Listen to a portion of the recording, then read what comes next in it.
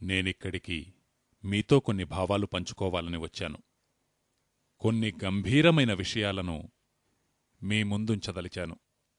నిజానికి ఈ దేశంలో గంభీరమైన విషయాలపై వ్యాఖ్యానించే పరంపర, అతి ముఖ్యమైన అంశాలను లోతుగా పరిశీలించి విశ్లేషించే పరంపర ప్రస్తుతం అడుగంటిపోయిందని చెప్పవచ్చు. ఈ మధ్య మన దేశంలో ఎటువంటి ప్రసంగాలు, వ్యాఖ్యానాలు వినిపిస్తూ ఉన్నాయో అటువంటి ఉపన్యాసాలు దేశానికి సరియైన దిశానిర్దేశం చేయగలవని నేననుకోవట్లేదు. గంభీరమైన విషయాలపై చర్చ జరగడం లేదు. బయట సమాజంలోనూ జరగడం లేదు, పార్లమెంటులోనూ జరగడం లేదు. దేశానికి దిశానిర్దేశం చేయవలసిన వారే దిక్కుతోచని స్థితిలో ఉన్నారు. తమకే దిశ తెలియని వారు సమాజానికి దారి చూపించలేరు. నావంటి ఒక వ్యక్తి ఈ మార్గంలోకి అడుగుపెట్టవలసి వచ్చిందంటే ఇది ఆనందంతో ఎంచుకున్న మార్గం కాదు. దేశంలోని పరిస్థితులు, స్థితిగతులు, దేశంపై పెరుగుతున్న అంతర్జాతీయ ఒత్తిడి, పెరుగుతున్న బానిసత్వం, ముక్కలవుతున్న సమాజం, బలహీనులవుతున్న జనావళి, పెరుగుతున్న పేదరికం, నిరుద్యోగం, ఇవన్నీ నావంటి ఒక యువకుడి ఆంతర్యాన్ని కలచివేసిన అంశాలు. ఆ వేదనతోటే నేనీ పనినెంచుకున్నాను. నా ఆలోచనా విధానం కొద్దిగా భిన్నంగా ఉంటుంది. ఏదైనా సమస్యను గురించి నేను పరిశీలిస్తే ఆ సమస్య యొక్క లోతుల్లోకి వెళ్లడానికి ప్రయత్నిస్తాను. అందుకు కారణం బహుశా నేను విజ్ఞానశాస్త్రానికి, సాంకేతిక విద్యకు సంబంధించిన విద్యార్థిని కావడమేమో. నేటికీ నేనా రంగముల విద్యార్థినే. వైజ్ఞానిక శాస్త్రము, సాంకేతిక విద్యల విద్యార్థిగా ఏ సమస్య యొక్క పరిష్కారాన్ని కనుగొనడానికైనా ఆ సమస్య యొక్క చారిత్రక నేపథ్యాన్ని పరిశీలించనంతవరకు ఆ సమస్య నాకు పూర్తిగా అర్థం కాదు. మన దేశంలో ప్రస్తుతమున్న సమస్యలను కూడా నేను ఇదే దృక్పథంతో అర్థం చేసుకోవడానికి ప్రయత్నించాను. ఈ దేశ సమస్యలను అర్థం చేసుకోవడానికి గాను గత కొన్నేళ్లుగా నేను దాదాపు 20,000 దస్తావేజులను సేకరించాను. నేను సేకరించిన ఈ దస్తావేజులు కొన్ని లండన్లోని ఇండియా ఆఫీస్ లైబ్రరీకి చెందినవి, బ్రిటిష్ హౌస్ ఆఫ్ కామన్స్ యొక్క లైబ్రరీకి చెందినవి, మరెన్నో ఇతర దేశాల గ్రంథాలయాలు, ప్రాచీన దస్తావేజులను భద్రపరిచే ఆర్కైవ్ల నుంచి సేకరించబడిన దస్తావేజులు. కొన్ని దస్తావేజులను భారతదేశానికి చెందిన ఆర్కైవ్ల నుంచి సేకరించాను. వాటి ఆధారముగా నాకు కలిగిన అవగాహననే మీతో పంచుకోవడానికి వచ్చాను. నా భావాలు సరియైనవి కావచ్చు, లేదు నా భావాలలో లోపాలుండవచ్చు. నా భావాలలో ఏవైనా దోషాలు మీకు గోచరిస్తే దయచేసి వాటిని నాకు తెలియజేసి నేను సరిదిద్దుకునే అవకాశాన్ని నాకివ్వమని మీకు విన్నవిస్తున్నాను. నేను చేపట్టిన ఈ కార్యం దేశహితం కోసం జరుగుతున్న ఒక మహోద్యమానికి సంబంధించినది.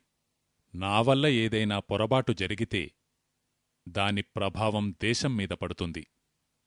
అందుకే నాలోని లోపాలను సరిదిద్దడం మీ బాధ్యత.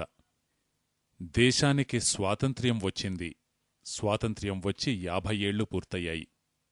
దేశమంతటా రాజకీయముగా ఒక పండుగ వాతావరణం నెలకొని ఉంది. వాస్తవానికి ఈ దేశము యొక్క ఆత్మ చనిపోయి ఉంది. పరిస్థితులెలా ఉన్నాయంటే, మనకు స్వాతంత్ర్యం వచ్చింది, 50 ఏళ్లు పూర్తయ్యాయి, ఈ దేశం గణతంత్రమయ్యింది. మన పార్లమెంటులో 1947 అర్ధరాత్రి 12 గంటలకు ఏ విధమైన సన్నివేశాలు జరిగాయో మీరు చూసే ఉంటారు.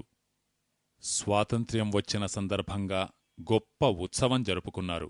ఈ దేశంలో స్వాతంత్ర్య దినోత్సవ వేడుకలను కూడా ఒక ప్రత్యేకమైన రీతిలో జరుపుకోవడం అలవాటయ్యింది. ఉదాహరణకు, మన దేశంలో స్వాతంత్ర్యోత్సవ వేడుకలు జరుపుకోవడానికి అమెరికాకు చెందిన ఒక సంగీతజ్ఞుడు యాన్నిని పిలవడం జరిగింది. భారతదేశ స్వాతంత్ర్య దినోత్సవ వేడుకలు జరుపుకోవడానికి అమెరికా నుంచి ఒక సంగీతజ్ఞుణ్ణి పిలిపించడమనేది నాకేమాత్రం అర్థంకాని విషయం. ఆ యానీకి భారతదేశ స్వాతంత్ర్యాన్ని గురించి తెలిసినదెంత, అర్థమైనదెంత?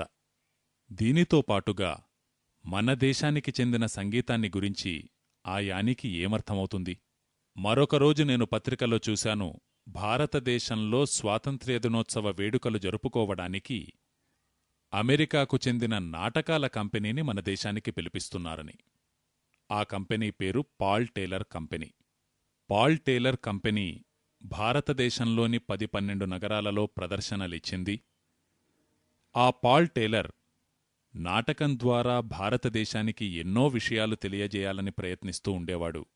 కాని తనకు ఝాన్సీ లక్ష్మీబాయి ఎవరో, ఆమె ఏమి చేసిందో తెలియదు. భారతదేశపు స్వాతంత్ర్యాన్ని గురించి భారతీయులకు చెప్పడానికి తాను ప్రయత్నిస్తూ ఉండేవాడు నాటకాల ద్వారా. అయితే తన ప్రయత్నమంతా అమెరికా వాళ్లు భారతదేశాన్ని ఏ దృక్కోణంతో చూస్తారో అదే దృక్కోణంపై ఆధారపడి ఉండేది.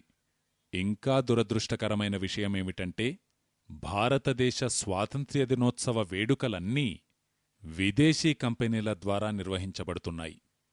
అంటే ఏ విదేశీ కంపెనీల వల్ల మన దేశానికి స్వాతంత్ర్యం దూరమైందో, ఏ ఈస్టిండియా కంపెనీ, ఆంగ్లేయ కంపెనీల వల్ల మనం బానిసలమయ్యామో, అవే దేశాల కంపెనీలకు మన దేశ స్వాతంత్ర్యమంటే ఇంత ప్రేమ ఎందుకు పుట్టుకొచ్చింది? టెలివిజన్లో రాత్రింబవళ్లూ వచ్చే వ్యాపార ప్రకటనలు మీరు గమనిస్తే, స్వాతంత్ర్య దినోత్సవ వేడుకలను సమర్పిస్తున్న వ్యాపార సంస్థలన్నీ విదేశాలకు చెందినవే. ఇలా మన దేశాన్ని అపహాస్యానికి గురిచేస్తున్న కొన్ని సంఘటనలు జరుగుతూ ఉన్నాయి. వీటి మధ్యనే నేను నా మనసులోని విషయాలను మీ ముందుంచడానికి ప్రయత్నిస్తున్నాను. ఈ స్వాతంత్ర్యం వచ్చిన 50 ఏళ్లలో మనమెక్కడికి చేరుకున్నాం? గత 50 ఏళ్లలో జరిగినదేమిటి? గత 50 ఏళ్లలో భారతదేశంలో ఏం జరిగిందో అర్థం చేసుకోవాలంటే, నావంటి విజ్ఞానశాస్త్రానికి చెందిన విద్యార్థి గత 500 ఏళ్లుగా భారతదేశం పట్ల జరిగిన సంఘటనలను గ్రహించడానికి ప్రయత్నిస్తాడు. గత 500 సంవత్సరాలలో భారతదేశంలో ఏం జరిగింది? గత 500 సంవత్సరాలలో భారతదేశంలో ఏం జరిగిందో మీకర్థమైతే, ఈ 50 ఏళ్లలో ఏం జరిగిందో కూడా స్పష్టంగా అవగతమవుతుంది. నేను ఈ వ్యాఖ్యానాన్ని ఒక వాస్తవాన్ని మీకు తెలియజేస్తూ ప్రారంభిస్తున్నాను. ఏమిటా వాస్తవమంటే, మన దేశానికి స్వాతంత్ర్యం రాలేదు. ఇది మనం చప్పట్లు చరచవలసిన విషయం కాదు. ఇది నా హృదయంలోని ఆవేదన. ఈ దేశానికి ఏ విధమైన స్వాతంత్ర్యమూ రానేలేదు. ఈ దేశం ఆంగ్లేయుల కాలంలో ఎంతటి బానిసత్వంలో ఉందో అదే బానిసత్వంలో నేటికీ ఉంది. ఇంకా ఒక అడుగు ముందుకు వేసి చెప్పాలంటే, ఈ దేశం ప్రస్తుతం ఆంగ్లేయుల కాలం కంటే ఎక్కువ బానిసత్వంలో ఉంది. దేశంలోని విధి విధానాలు ఆంగ్లేయుల కాలం కంటే మరింత బానిసత్వాన్ని సూచిస్తున్నాయి. 1813లో బ్రిటన్లోని హౌస్ ఆఫ్ కామన్స్లో భారతదేశంలో తమ కార్యాచరణకు సంబంధించి 3 అంశాలను నిర్ధారించడం జరిగింది. మొదటి స్థాయిలో భారతదేశము యొక్క ఆర్థిక వ్యవస్థను నాశనం చేయాలి. బ్రిటిష్ హౌస్ ఆఫ్ కామన్స్లో వారు చర్చను కొనసాగిస్తున్న అంశం భారతదేశం యొక్క ఆర్థిక వ్యవస్థను నాశనం చేయడాన్ని గురించి. భారతదేశం యొక్క ఆర్థిక వ్యవస్థ పతనమైతే ఇక భారతదేశానికి చెందిన వ్యాపారులు, భారతదేశానికి చెందిన పారిశ్రామికవేత్తలు, పెట్టుబడిదారులు అందరూ నాశనమైపోతారు. భారతదేశానికి చెందిన వ్యాపారులు, పారిశ్రామికవేత్తలు, పెట్టుబడిదారులు రోడ్డున పడితే మన ఈస్టిండియా కంపెనీకి చెందిన ఉత్పత్తులు భారతదేశంలో ఊరూరా అమ్ముడుబోతాయి. ఈ చర్చను కొనసాగిస్తూ సభ్యుడైన విల్బర్ఫోర్స్ ఏమంటున్నాడు? ఇదొక గమ్మత్తైన విషయం. ఈరోజు మీ దేశంలో మీ చుట్టూ జరుగుతున్న పరిస్థితులతో పోల్చుకునే విధంగా నేనీ విషయాన్ని చెబుతున్నాను. విల్బర్ఫోర్స్ అంటాడు, మనం భారతదేశంలో ఫ్రీ ట్రేడ్, స్వేచ్ఛా వ్యాపారం చేయాలి. ఇది విన్న ఒక ఎంపీ, ఫ్రీ ట్రేడ్ అంటే ఏమిటి నీ ఉద్దేశ్యం అని తననడిగాడు. దానికి విల్బర్ఫోర్స్ ఇచ్చిన సమాధానం, ఫ్రీ ట్రేడ్ అంటే ఆంగ్లేయుల ఉత్పత్తులు భారతదేశంలో ఊరూరా అమ్ముడుపోవడం, బ్రిటిష్ గూడ్స్ ఇంగ్లండ్ ఉత్పత్తులతో భారతదేశానికి చెందిన బజారులు నిండిపోవడం, భారతీయుల ద్వారా బ్రిటన్ ఉత్పత్తులు సాధ్యమైనంత ఎక్కువగా వినియోగించబడడం, ఉపయోగించబడడం. ఇదే ఫ్రీ ట్రేడ్, స్వేచ్ఛా వ్యాపారం. ఫ్రీ ట్రేడ్ను వ్యాఖ్యానిస్తూ, స్వేచ్ఛా వ్యాపారాన్ని వివరిస్తూ దీనికి అనుబంధంగా మరొక అంశాన్ని చెబుతున్నాడు విల్బర్ఫోర్స్. ఈ స్వేచ్ఛా వ్యాపారం జరగాలంటే మరొకటి కూడా కావాలి. భారతదేశంలో మేలు రకం ముడిసరుకు ఉంది. అది ఇంగ్లండులో లేదు. ఉదాహరణకు నూలుకు సంబంధించిన ముడి పదార్థాలున్నాయి, ఇనుముకు, ఉక్కుకు సంబంధించిన గనులున్నాయి, ఇంకా ఎన్నో రకాలైన ముడిసరుకులున్నాయి. తను ఈ స్వేచ్ఛా వ్యాపారాన్ని వివరిస్తూ ఏమంటున్నాడంటే, ఈ స్వేచ్ఛా వ్యాపారం ఏ విధంగా జరగాలంటే, భారతదేశంలో ఉన్న ముడిసరుకంతా మనం పైసా ఖర్చు చెయ్యకుండా మన దేశానికి రావాలి. ఆ ముడిసరుకుతో మనం ఉత్పత్తులను తయారుచేసి తిరిగి భారతదేశంలో అమ్మాలి. ఈ చర్చ ముగింపు దశకు వచ్చేసరికి ఈ చర్చలోని అంశాలు కార్యరూపం దాల్చే విధంగా విధి విధానాలు రూపొందించబడుతూ ఉన్నాయి. అందులో మొదటి పాలసీ ఏమిటి? ఈ ఈస్ట్ ఇండియా కంపెనీకి చార్టర్ను, అధికారపత్రాన్ని జారీ చేయడం జరిగింది. ఈ ఈస్ట్ ఇండియా కంపెనీ మన దగ్గరికి వచ్చినప్పుడు 20 సంవత్సరాల పరిమితి గల చార్టర్ దానికి ఇవ్వబడుతూ ఉండేది. మొదటి చార్టర్ 1601లో ఇవ్వబడింది, రెండవ చార్టర్ 1621లో ఇవ్వబడింది. ఇలా 20 సంవత్సరాలకొకసారి చార్టర్ జారీ చేయబడుతూ ఉండేది. చార్టర్ అంటే అధికారపత్రం. ఈ విధంగా 1813లో ఈ చర్చ ముగింపుకు వచ్చేసరికి కామన్స్ సభ తరఫున ఈస్ట్ ఇండియా కంపెనీకి ఒక ప్రత్యేక అధికారపత్రం ఇవ్వబడింది. అదే చార్టర్ ఆఫ్ ఫ్రీ ట్రేడ్, స్వేచ్ఛా వాణిజ్యానికి చెందిన అధికారపత్రం. ఈ ఫ్రీ ట్రేడ్, ఈ స్వేచ్ఛా వాణిజ్యం అన్న అంశం మీద మీరు ప్రత్యేకించి దృష్టి పెట్టాలి. ఈ స్వేచ్ఛా వాణిజ్యం అన్న పదం క్రొత్తదేమీ కాదు. ఇది 200-300 సంవత్సరాల క్రితానిదే. మీరీ మధ్య రోజూ వార్తాపత్రికల్లో చదువుతూ ఉంటారు, వార్తల్లో వింటూ ఉంటారు. ఉదారీకరణ జరుగుతోంది, ప్రపంచీకరణ జరుగుతోంది అని. ఎందుకు జరుగుతున్నాయవి? ఫ్రీ ట్రేడ్ కోసమే, స్వేచ్ఛా వాణిజ్యం కోసమే జరుగుతున్నాయి. ఇదే స్వేచ్ఛా వాణిజ్యాన్ని మన దేశంలో ఆంగ్లేయులు కూడా కొనసాగించారు. ఆంగ్లేయులు మన దేశంలో స్వేచ్ఛా వాణిజ్యాన్ని ప్రవేశపెట్టినదెందుకు?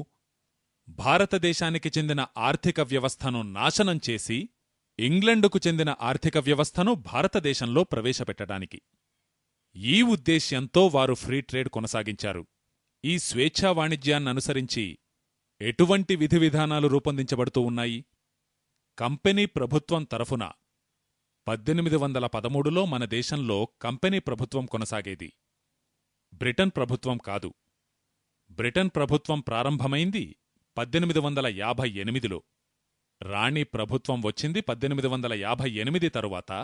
అంతకుముందు కంపెనీ ప్రభుత్వం, ఈస్ట్ ఇండియా కంపెనీ ప్రభుత్వం కొనసాగేది. స్వేచ్ఛా వాణిజ్యానికి సంబంధించిన అధికారపత్రం వచ్చిన తరువాత ఈ ఈస్ట్ ఇండియా కంపెనీ ప్రభుత్వం మొట్టమొదట రూపొందించిన పాలసీ, విధివిధానాలు ఏమిటి? బ్రిటిష్ ఉత్పత్తులపై భారతదేశంలో ఏ విధమైన పన్ను విధించబడదు. మరోవైపు భారతీయ ఉత్పత్తులపై సాధ్యమైనంత ఎక్కువ పన్ను విధించబడుతుంది. దీని పరిణామమేం జరుగుతుంది? మన దేశంలో బ్రిటిష్ ఉత్పత్తులపై ఏ విధమైన పన్ను వేయకపోవడం వల్ల ఊరూరా బ్రిటిష్ ఉత్పత్తుల ధరలు తగ్గిపోతాయి.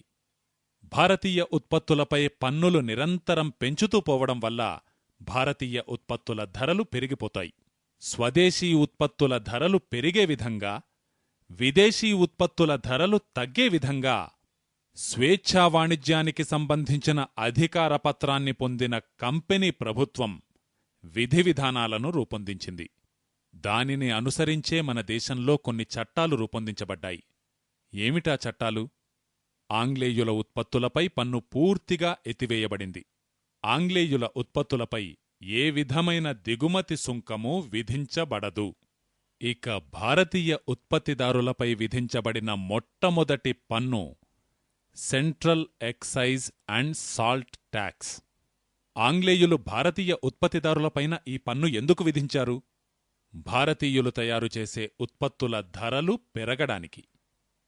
అందుకే సెంట్రల్ ఎక్సైజ్ ట్యాక్స్ విధించబడింది. అంటే తయారు చేయబడే వస్తువులపై ఉత్పత్తి సుంకం.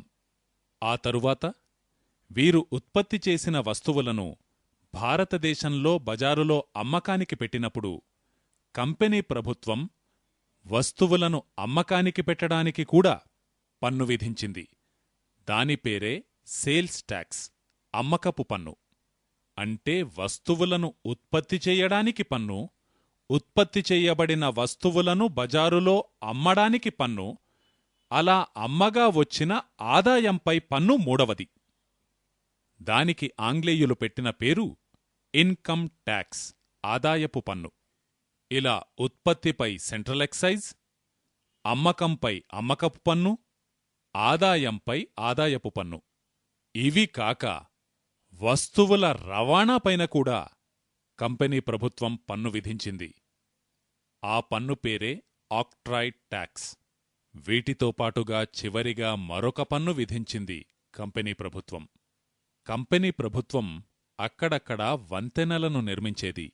ఆ వంతెన మీదుగా మీరు మీ సరుకును రవాణా చేసేటట్లయితే అందుకు మీరు పన్ను చెల్లించవలసి ఉంటుంది. ఎందుకంటే మీరా వంతెనను ఉపయోగించుకుంటున్నారు కదా. ఈ పన్నుకు వారు పెట్టిన పేరు టోల్ ట్యాక్స్. ఇలా కంపెనీ ప్రభుత్వం ఎన్ని పన్నులు విధించింది? వస్తువుల తయారీపై సెంట్రల్ ఎక్సైజ్, వాటి అమ్మకంపై సేల్స్ ట్యాక్స్, అమ్మకాల ద్వారా వచ్చిన ఆదాయంపై ఇన్కమ్ ట్యాక్స్, వస్తువుల రవాణాకు సంబంధించి టోల్ ట్యాక్స్ మరియు ఆక్ట్రాయిడ్ ట్యాక్స్. ఆంగ్లేయులు మన దేశ పారిశ్రామికవేత్తలపై ఇన్ని రకాల పన్నులు వేయడానికి కారణం మన దేశ పారిశ్రామికవేత్తలందరూ రోడ్డున పడాలని. మరో ప్రక్క బ్రిటన్ నుంచి వచ్చిన ఉత్పత్తులన్నింటిపైన అన్ని రకాల సుంకాలను ఎత్తివేయడం జరిగింది. ఎందుకంటే బ్రిటన్ ఉత్పత్తులు మన దేశంలో ఊరూరికీ చేరి అమ్మబడాలి. దీని పరిణామం ఏం జరుగుతుంది? ఈ 5 రకాల పన్నులు విధించబడిన తరువాత, నేనిప్పటికి దాదాపు 150 సంవత్సరాల క్రితం నాటి మాట చెబుతున్నాను. అంటే 1845, 1850 నాటి మాట. అప్పట్లో ప్రభుత్వం విధించిన మొత్తము పన్ను ఎంత అన్నది నేను లెక్కగట్టి చూస్తే, భారతీయ వ్యాపారులు చేసే ప్రతి 100 రూపాయల వ్యాపారంపై 127 రూపాయల పన్ను విధించబడుతూ ఉండేది. ఈ విషయం ఎంత గంభీరమైనదో ఆలోచించండి. ప్రతి 100 రూపాయల వ్యాపారానికి 127 రూపాయల పన్ను కట్టవలసి వస్తే వారి పరిస్థితి ఏమవుతుంది? ఒకసారి కామన్స్ సభలో ఈ విషయమై చర్చ జరిగింది. భారతదేశానికి చెందిన పారిశ్రామికవేత్తలపై ఇంత ఎక్కువ పన్ను విధిస్తే వారు అంతమైపోతారు అని ఒక ఎంపీ అంటే, మరొక ఎంపీ అతనికి సమాధానమిస్తున్నాడు, మనము చెయ్యవలసిన పనే అది అని. ఇంతలో మరొక ఎంపీ లేచి పరిస్థితినిలా వివరిస్తాడు, ఇప్పుడు మన 2 చేతుల్లోనూ మిఠాయిలున్నాయి. ఎవరైనా వ్యాపారవేత్త 100 రూపాయల వ్యాపారానికి 127 రూపాయల పన్ను కట్టవలసి వస్తే తాను పూర్తిగా అంతమైనా అయిపోతాడు, లేదు తను అవినీతిపరునిగానైనా మారతాడు. తను అవినీతిపరుడైనా మన బానిసత్వంలోకి వచ్చేస్తాడు. ఇక తను నాశనమైతే ఎలాగూ మనకు బానిసగానే ఉంటాడు. ఈ విషయాన్ని మీరు కొద్దిగా లోతుగా పరిశీలించండి. మన దేశంలో పన్నుల విధానాన్ని ప్రవేశపెట్టినదెందుకు? మన దేశంలోని వ్యాపారులను, పారిశ్రామికవేత్తలను, పెట్టుబడిదారులను అవినీతిపరులుగానైనా మార్చడానికి, లేదు పూర్తిగా అంతం చేయడానికి. నిజాయితీగా వ్యాపారం చేస్తే అంతమైపోతారు. వ్యాపారాన్ని కొనసాగించాలంటే పన్ను ఎగవేయాలి. పన్ను ఎగవేస్తే ఆంగ్లేయ ప్రభుత్వానికి లోబడి ఉంటారు. ఎందుకంటే దొంగతనం చేసే వ్యక్తి ఎప్పుడూ కళ్లలోకి సూటిగా చూస్తూ ధైర్యంగా మాట్లాడలేడు. ఇందుకోసమే వారు అనేక శాఖలను, అనేక డిపార్ట్మెంట్లను తెరవడం జరిగింది.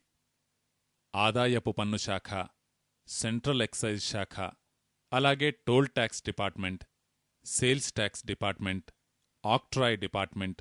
ఇక మీరు తెలుసుకోవలసిన వాస్తవమేమిటంటే, ఈ 5 డిపార్ట్మెంట్లు స్వాతంత్ర్యం వచ్చి 50 ఏళ్లైనా కొనసాగుతూనే ఉన్నాయి. ఆంగ్లేయులు ఈ శాఖలను ఏర్పరచిందే భారతదేశానికి చెందిన వ్యాపారవేత్తలను సర్వనాశనం చేయడానికి. అటువంటప్పుడు 1947లో మనకు స్వాతంత్ర్యం వచ్చిన తరువాత ఈ 5 డిపార్ట్మెంట్లను మూసివేయవలసింది. కాని అవి నేటికీ కొనసాగుతున్నాయి. ఇక అదే కాలానికి చెందిన మరొక విషయం మీకు చెబుతున్నాను. ఆంగ్లేయులు ఆదాయపు పన్ను మొదటిసారిగా విధించినప్పుడు ఎంత శాతం విధించారు? ఎంత శాతం ఆదాయపు పన్ను చెల్లించవలసి ఉంటుంది? ఆంగ్లేయులు మొట్టమొదటిసారి విధించిన ఆదాయపు పన్ను 97%. అంటే మీకు 100 రూపాయల ఆదాయం వస్తే 97 రూపాయలు పన్నుగా చెల్లించవలసి ఉంటుంది. అంటే మీకు మిగిలేది కేవలం 3 రూపాయలే. ఇక బహుశా మీకు గుర్తుండే ఉంటుంది, ఇక్కడ ఎంతోమంది పెద్దలు కూడా కూర్చుని ఉన్నారు. స్వాతంత్ర్యం వచ్చిన తరువాత దాదాపు 20-25 వరకు 97% ఆదాయపు పన్ను మన దేశంలో విధించబడుతూ ఉండేది. స్వాతంత్ర్యం వచ్చిన తరువాత విషయం చెబుతున్నాను. 1970-72 వరకు మన దేశంలో ఆదాయపు పన్ను అదే 97% కొనసాగింది. 1947లోనే మనకు స్వాతంత్ర్యం వచ్చినప్పటికీ. అందుకే నా మొట్టమొదటి గంభీరమైన ప్రశ్న ఏమిటంటే, ఆంగ్లేయులు రూపొందించిన పన్ను విధానాన్నే నేటికీ మన దేశంలో కొనసాగించడం ఎందుకు? ఆంగ్లేయులు ఆ పన్ను విధానాన్ని రూపొందించింది భారతదేశంలోని వ్యాపారులను నాశనం చేయడానికి. వారు ఆశించినట్లుగానే భారతదేశంలోని వ్యాపారులు నాశనమయ్యారు కూడా. 1835-1840 ప్రాంతంలో మన దేశంలో వ్యాపారరంగ స్థితిగతులను తెలియజేసే గణాంకాలున్నాయి. ఈ గణాంకాలను బ్రిటిష్ కామన్స్ సభలో జరిగిన చర్చల నుంచి నేను సేకరించాను. కామన్స్ సభలో ఒక సభ్యుడిలా ప్రశ్నిస్తున్నాడు: ప్రపంచవ్యాప్తంగా భారతదేశానికి చెందిన వ్యాపారం ఎంత? దీనికి సంబంధించి ఒక సర్వే జరిగింది. ఆ సర్వే చేసినవారు ఆంగ్లేయుల చేత మన దేశంలో నియమించబడిన రెవెన్యూ అధికారులు. వారి ప్రధాన అధికారి పేరు విలియం యాడమ్. విలియం యాడమ్ ఎంతోమంది రెవెన్యూ అధికారులను నియమించి భారతదేశంలో దేశవ్యాప్తంగా జరుగుతున్న వాణిజ్యానికి సంబంధించిన వివరాలు తెలుసుకోమని ఆదేశించాడు. ఆయన తెలియజేసిన గణాంకాల ప్రకారం 1835-1840 మధ్యకాలంలో ఇదే పరిస్థితి దాదాపుగా 1850 వరకు కూడా కొనసాగింది. ఆ కాలంలో భారతదేశంలో జరిగే మొత్తం వాణిజ్యం విశ్వవ్యాప్తంగా జరిగే వాణిజ్యంలో 3వ వంతు. అంటే ఆ కాలంలో విశ్వవ్యాప్తంగా $100 బిలియన్ వాణిజ్యం జరుగుతుందనుకోండి. దానిలో $33 బిలియన్ వాణిజ్యం కేవలం భారతదేశానికి చెందినది. దీనిని మరో విధంగా కూడా చెప్పవచ్చు. నేటికి 150 ఏళ్ల క్రితం మన దేశంలో జరిగిన మొత్తం వాణిజ్యం అప్పట్లో ప్రపంచవ్యాప్తంగా జరిగిన వాణిజ్యంలో 33%. ఇదే విషయాన్ని మూడో విధంగా కూడా చెప్పాలంటే 1850 ప్రాంతంలో ప్రపంచవ్యాప్తంగా జరిగిన ఎగుమతులలో 33% ఎగుమతులు కేవలం భారతదేశం నుంచి జరిగేవి. అటువంటిది స్వాతంత్ర్యం వచ్చి 50 ఏళ్లు పూర్తయిన తరువాత విశ్వవ్యాప్తంగా జరుగుతున్న వాణిజ్యంలో భారతదేశం యొక్క భాగమెంతో తెలుసా? భారతీయ రిజర్వ్ బ్యాంక్ తెలియజేసిన గణాంకాలివి. ఇవి నా స్వంతం కాదు.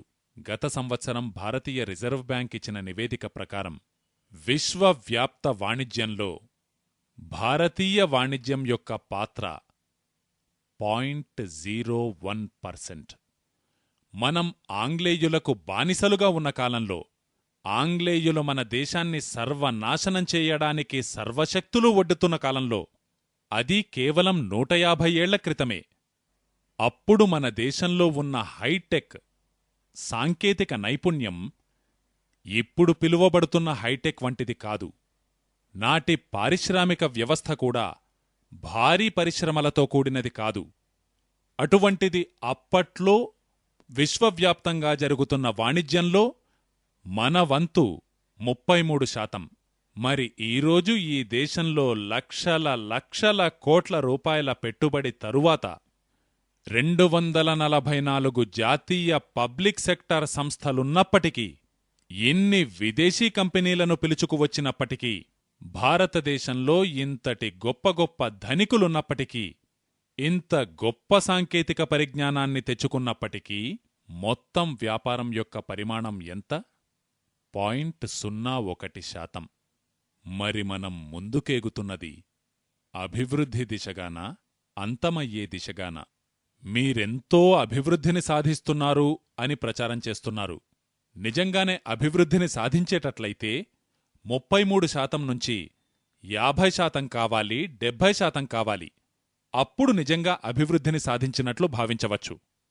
కానీ అది తగ్గుతూ పోయి 0.01%కి చేరుకుంది. మరి మనది పురోగమనమా, తిరోగమనమా? ఇక దీనికే సంబంధించి మరొక విషయం గుర్తుకు వచ్చింది, చెబుతున్నాను. విలియం యాడమ్ చేయించిన సర్వేలో కొన్ని ఆశ్చర్యకరమైన వాస్తవాలు బయటపడ్డాయి. అవి వింటే మీరు నివ్వెరపోతారు. విలియం యాడమ్ రాశాడు, 1835–1840 ప్రాంతంలో భారతదేశంలో 10,000 స్టీల్ తయారు చేసే కర్మాగారాలున్నాయి 150 సంవత్సరాల క్రితం. ఇక ఆ 1850 ప్రాంతంలో ఈ 10,000 కర్మాగారాలలో తయారు చెయ్యబడే ఉక్కు, ఆ స్టీల్ ఎంత నాణ్యమైనదంటే మీరు దానిని ఏళ్ల తరబడి నీళ్లలో ఉంచినా దానికి తుప్పు పట్టదు. ఇందుకు ఉదాహరణగా అప్పట్లో నిలబెట్టిన మెహ్రోలీ స్తంభాన్ని చెప్పుకోవచ్చు. ఇన్నేళ్లుగా ఆ స్తంభంపై ఏమాత్రం తుప్పు పట్టలేదు. ఇక నేడు ఆధునిక సాంకేతిక పరిజ్ఞానంతో తయారు చేయబడిన ఏ స్టీల్ వస్తువునైనా మీరు మీ ఇంటి ప్రాంగణంలో బయట పడవేసి చూడండి, 3 నెలలపాటు అది వర్షంలో తడిచిందంటే చూడండి, దానికి తప్పకుండా తుప్పుపడుతుంది. 150 ఏళ్ల క్రితం మన దేశంలో తయారు చేయబడిన ఉక్కు ఏళ్ల తరబడి ఏమాత్రం తుప్పు పట్టకుండా ఉండేది. అటువంటి నాణ్యమైన ఉక్కును తయారు చేసే కర్మాగారాలు మన దేశంలో 10,000 ఉండేవి. ఇక ఆ కాలంలో ఎంత పరిమాణంలో ఉక్కు ఉత్పత్తి అయ్యేదో మీరు గమనించండి. ఈ విషయానికి చెందిన వాస్తవాలు తెలిస్తే మీరింకా ఆశ్చర్యపోతారు. 1850లో ఒక్క సంవత్సరంలో భారతదేశం మొత్తం మీద ఉత్పత్తి చేయబడిన ఉక్కు పరిమాణం దాదాపు 80–90 లక్షల టన్నులు. మరి ఈరోజు మన దేశంలో స్టీల్ ఉత్పత్తి ఎంతనో తెలుసా? సంవత్సరానికి అతి కష్టం మీద 72–75 లక్షల టన్నులు. ఇంతటి భారీ స్థాయి ప్రాజెక్టులున్నాయి. ఇంత పెద్ద మొత్తంలో పెట్టుబడి పెట్టబడింది.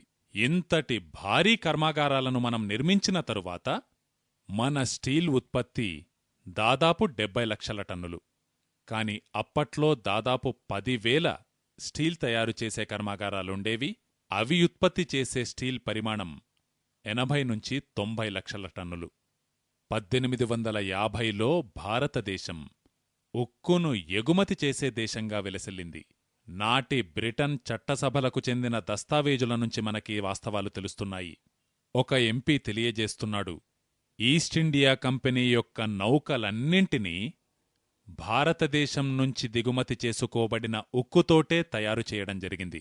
1850 దరిదాపుల్లో అత్యంత నాణ్యమైన ఉక్కు భారతదేశంలో అన్నా తయారయ్యేది, లేదు మరొక దేశంలో అన్నా తయారయ్యేది. అది డెన్మార్క్. డానిష్ స్టీల్, డెన్మార్కుకు చెందిన ఉక్కు ఆ కాలంలో భారతదేశానికి చెందిన ఉక్కుతో పోల్చినట్లయితే దానికి 19 అంకెలు వేస్తే భారతదేశానికి చెందిన ఉక్కుకు 21 అంకెలు వేయవచ్చు. ఉక్కును తయారు చేసే 10,000 కర్మాగారాలుండి అంత భారీ స్థాయిలో అంత నాణ్యమైన ఉక్కును తయారు చేయగలిగే వ్యవస్థ మన దేశంలో ఉండింది అంటే దాని వెనుక ఒక అద్భుతమైన సాంకేతిక పరిజ్ఞానమేదో ఉండి ఉండాలి. దానిని గురించి నేడు మనకెవ్వరికీ తెలియదు. ఎందుకంటే ఆంగ్లేయులు దానికి సంబంధించిన దస్తావేజులన్నింటినీ నాశనం చేశారు. సరే, అది వేరే విషయం. అదే ఆంగ్లేయుల దస్తావేజులననుసరించి మనకు తెలియవచ్చే మరో వాస్తవమేమిటంటే 1850 దరిదాపుల్లో భారతదేశంలో అత్యధికంగా ఉక్కు ఉత్పత్తి సర్గుజాలో జరిగేది. సర్గుజా మధ్యప్రదేశ్లో ఒక ప్రాంతం. ఈ సర్గుజా మొత్తంలో స్టీల్ తయారుచేసే కర్మాగారాలు అత్యధిక సంఖ్యలో ఉండేవి. స్టీల్ తయారుచేసే కర్మాగారాలు సర్గుజాలోనే ఎక్కువగా ఎందుకుండేవి? ఈ విషయం అందరికీ తెలుసు. సర్గుజాలో ముడి ఇనుము ఎక్కువగా లభిస్తుంది. మధ్యప్రదేశ్లోని సర్గుజా ప్రాంతంలో ముడి ఇనుము ఎక్కువగా లభించడం వల్ల ఉక్కు తయారుచేసే కర్మాగారాలు ఎక్కువ సంఖ్యలో సర్గుజాలోనే ఉండేవి. మరి ఇంతకీ అక్కడ ఉక్కును తయారుచేసే పని చేస్తున్నదెవరు?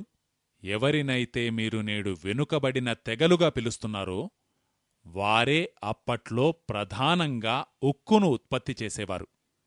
వాళ్ల విషయంలో మనం వాళ్లకు డిగ్రీ లేదు కనుక వాళ్లను విద్య లేని వాళ్ల కింద జమకడుతూ ఉంటాం.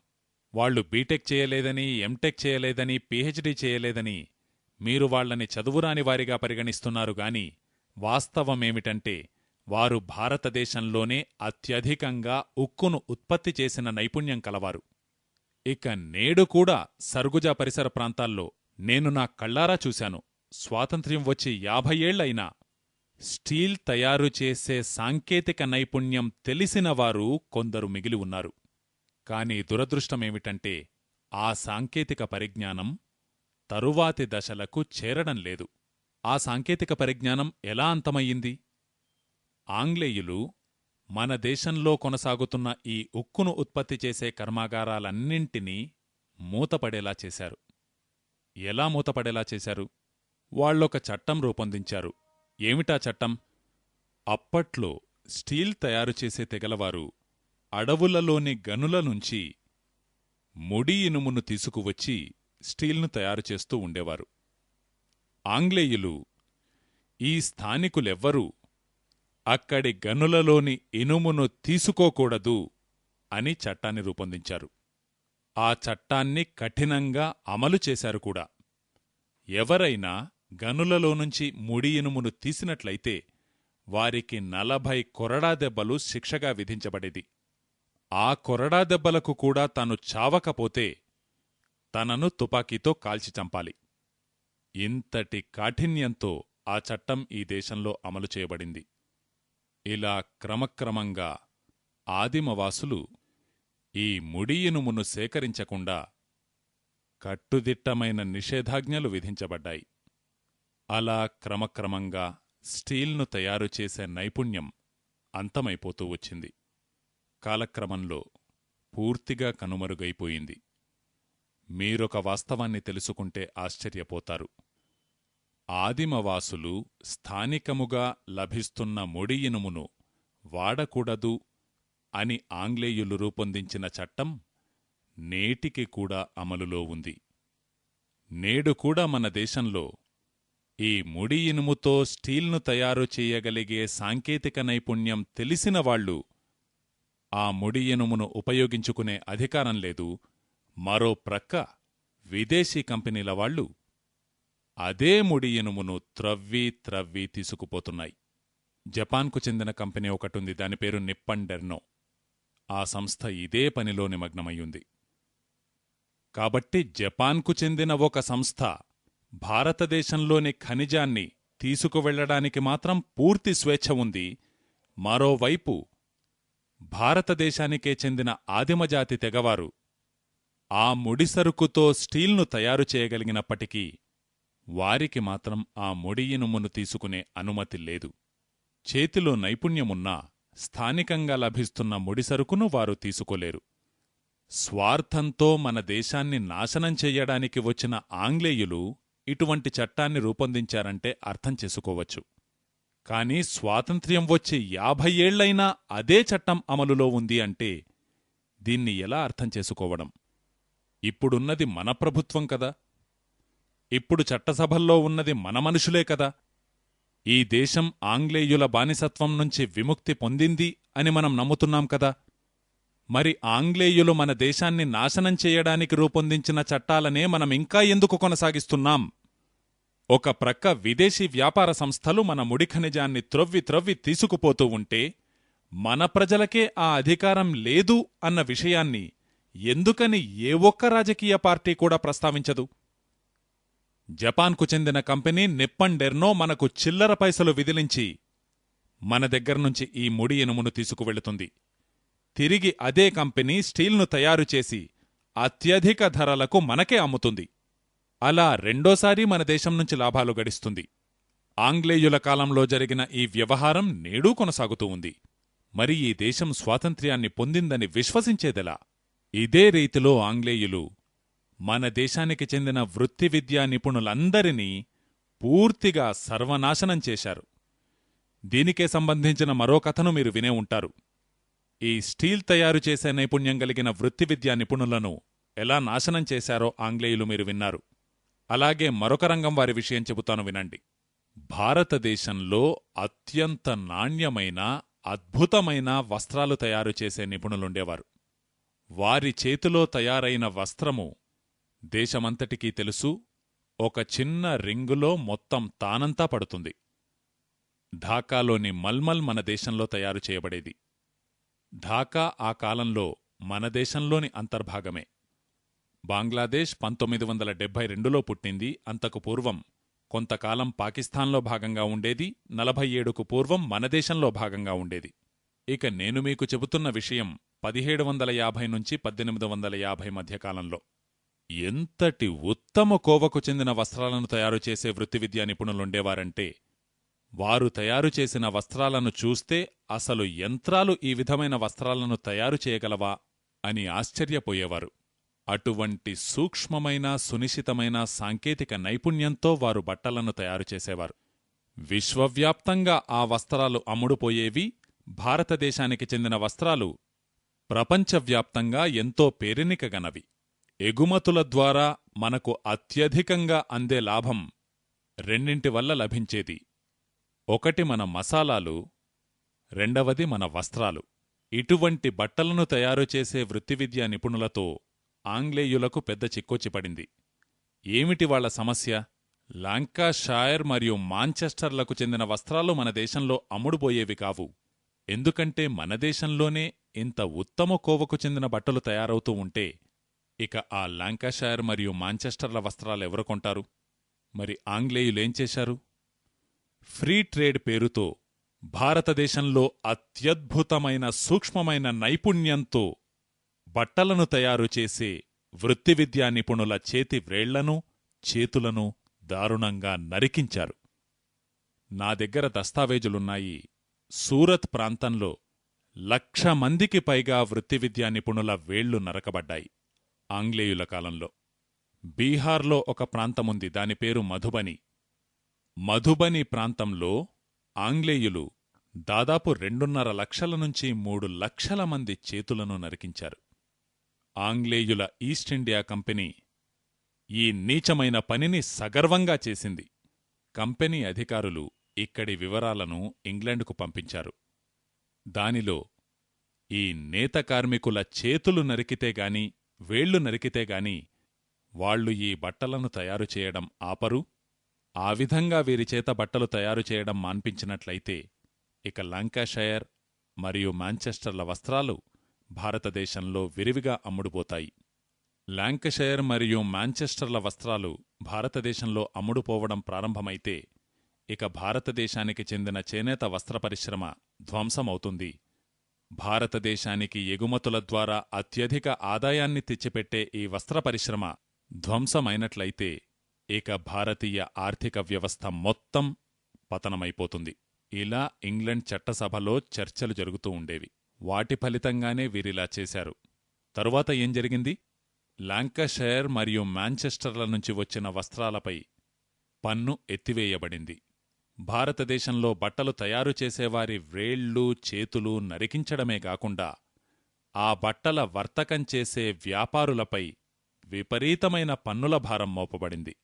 సూరత్లోని వస్త్ర పరిశ్రమపై 1840 తరువాత ఆంగ్లేయులు 1000% పన్నును అదనంగా విధించారు. ఈ వస్త్ర పరిశ్రమ పూర్తిగా మూతబడాలని. మరోవైపు లాంకాషైర్ మరియు మాంచెస్టర్ల నుంచి వచ్చే వస్త్రాలపై పన్నును పూర్తిగా ఎత్తివేశారు. మన దేశంలో ఊరూరా ఆ వస్త్రాలు అమ్ముడుపోయే విధంగా. ఇది కాక వాళ్ళిక్కడి నుంచి ముడిసరుకును తీసుకువెళుతూ ఉండేవారు. వస్త్రాల కోసమని ముడిసరుకు నూలు రూపంలో వెళుతూ ఉండేది. ఈ ముడిసరుకు రవాణా వాళ్లకు పెద్ద సమస్య అయి కూర్చుంది. అందుకోసమే వాళ్ళేం చేశారో తెలుసా? మన దేశంలో రైళ్లను నడిపారు. నా మిత్రులు కొంతమంది అనుకుంటూ ఉంటారు, వాళ్ళంటూ ఉంటారు కూడా, ఆంగ్లేయులు మన దేశానికి వచ్చి ఉండకపోతే మన దేశంలో రైళ్లుండేవి కావు అని. వాళ్ళింతకీ రైళ్లను నడిపిందెందుకు? మన దేశంలో ప్రతి ఊరినుంచి నూలును సేకరించి దానిని మొత్తం రైలు ద్వారా బొంబాయికి చేర్చి బొంబాయి నుంచి నౌక ద్వారా లండన్కు తీసుకువెళ్లడం వాళ్లు చేసింది. మన దేశంలో మొదలైన మొట్టమొదటి రైలు అహ్మదాబాదు నుంచి బొంబాయి వరకు. ఇది మన దేశంలో అత్యంత పురాతనమైన రైలు మార్గం. ప్రయోగాత్మకంగా ఆంగ్లేయులు రైలును ప్రారంభించి చూసినది బొంబాయి నుంచి ఠానా వరకు. ఈ ప్రయోగం విజయవంతం కావడంతో వాళ్లు మొట్టమొదటిగా వేసిన రైలు మార్గం అహ్మదాబాదు నుంచి బొంబాయి వరకు. ఈ అహ్మదాబాదు నుంచి బొంబాయి వరకు మధ్యలో ఉండే ప్రాంతాలన్నీ అత్యధిక నూలు ఉత్పత్తికి పేరుగాంచిన ప్రాంతాలు. ఇలా ఇక్కడ ఏం జరుగుతోంది? నూలును నింపి నింపి రైళ్లు బొంబాయికి తీసుకువస్తాయి. బొంబాయి ఓడరేవు నుంచి ఓడలో ఆ నూలు ఇంగ్లండ్కు చేరవేయబడుతుంది. ఇక్కడి నుంచి నూలును తీసుకువెళ్లిన ఓడలు మళ్లీ తిరిగి నూలును ఇక్కడి నుంచి తీసుకువెళ్లడానికి ఇంగ్లండ్ నుంచి ఖాళీగా తిరిగి వస్తూ ఉండేవి. అలా ఖాళీగా వస్తున్న ఓడలు మార్గమధ్యంలో కొన్ని మునిగిపోతూ ఉండేవి. ఎందుకంటే ఖాళీగా ఉన్న ఓడలు సముద్రయానంలో మునిగే అవకాశాలు ఎక్కువగా ఉంటాయి.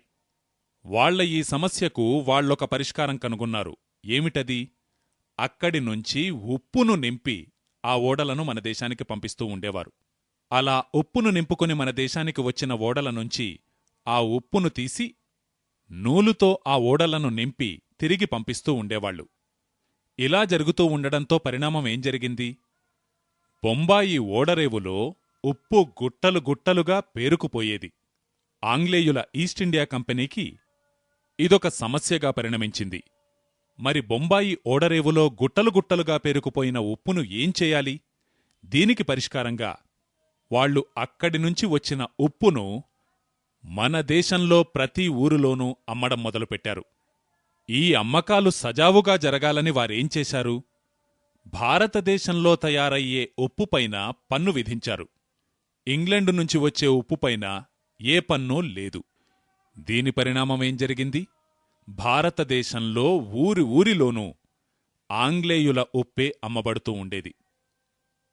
ఇది గాంధీజీ సహించలేకపోయారు. గాంధీగారి వయస్సు అప్పట్లో, నేను 1890 నాటి విషయం చెబుతున్నాను, మహా అంటే 20-21 సంవత్సరాలుండేది. 20-21 సంవత్సరాల వయస్సులో ఆయన లండన్లో ఉండేవారు. ఆయన లండన్లో వెజిటేరియన్ కౌన్సిల్లో సభ్యులుగా ఉండేవారు. లండన్లోని వెజిటేరియన్ కౌన్సిల్ సభ్యులుగా ఆయన 1890లో ఒక లేఖ వ్రాశారు. ఆ లేఖ యొక్క ఫోటోకాపీ నాకు లభించింది. ఆ లేఖలో గాంధీగారు వ్రాశారు, ఈ ఆంగ్లేయులు ఎంతటి క్రూరులు! వారు భారతదేశంలో చివరికి ఉప్పుపైన కూడా పన్ను విధించారు. వీరు భారతీయుల ఉప్పుపై పన్ను విధించడంతో ప్రతిచోటా భారతీయుల ఉప్పు ధర పెరిగింది. వారి పథకమేమిటంటే ఊరూరా ఆంగ్లేయుల ఉప్పే అమ్ముడుపోవాలని. ఈ విషయాన్ని ఉదహరిస్తూ ఆయన వ్రాస్తున్నారు, ఇప్పుడు ఇంగ్లండ్కు ఎటువైపు చూసినా లాభమే. ఒకవైపు భారతీయుల ఉప్పుపై పన్ను విధించడం వల్ల దానినుంచి ఆంగ్లేయుల ప్రభుత్వానికి ఎంతో ఆదాయం వస్తూ ఉంది. మరో ప్రక్క ఆంగ్లేయుల ఉప్పును భారతదేశంలో అమ్ముతూ ఉండడం వల్ల దీని లాభాలనూ గడిస్తూ ఉన్నారు. గాంధీజీ ఆ లేఖలో వ్రాశారు, ఇది ఎంత క్రూరమైన చట్టమంటే దీనికి వ్యతిరేకంగా ఖచ్చితంగా ఏదో ఒకటి జరగాలి. గాంధీగారి వయస్సు అప్పట్లో కేవలం 20-21 సంవత్సరాలు మాత్రమే. కాని ఆ వయస్సులోనే ఆయన మస్తిష్కంలో ఈ విషయమై మథనం జరుగుతూ ఉండింది. ఈ విషయంలో ఏదో ఒకటి జరగాలి అని. అదే మథనం పెరిగి పెరిగి 1930లో ఉప్పు సత్యాగ్రహం రూపంలో బయటపడింది. గాంధీజీ ఉప్పు సత్యాగ్రహం ఎందుకు చేశారు? గాంధీజీ ఉప్పు సత్యాగ్రహం చేయడానికి కారణం, ఆంగ్లేయులు తమ ఉప్పును మన దేశంలో అమ్ముతూ ఉన్నారు. భారతీయులు తమ ఉప్పును తయారు చేసుకోకుండా అనేక నిబంధనలు విధించారు. ఆంగ్లేయులు మాత్రం మన దేశంలో ఉప్పును తయారు చేస్తారు, అమ్ముతున్నారు. ఈ చట్టాన్ని నేను వ్యతిరేకిస్తాను. దీనికి వ్యతిరేకంగా నేను సత్యాగ్రహం చెయ్యాలి. గాంధీజీతో పాటు తోడు రావడానికి అప్పట్లో ఎవ్వరూ సిద్ధపడలేదు. గాంధీజీ నేను ఒక్కడినే వెళతాను అన్నారు. అప్పట్లో పండిత్ మోతీలాల్ నెహ్రూ గాంధీజీని ఎగతాళి చేశారు. ఏమన్నారు మోతీలాల్ నెహ్రూ? బాపూజీ, ఒకవేళ ఉప్పు సత్యాగ్రహంతోటే మనకు స్వాతంత్ర్యం వచ్చేటట్లయితే మరి అందరూ అదే పని చేస్తారు కదా.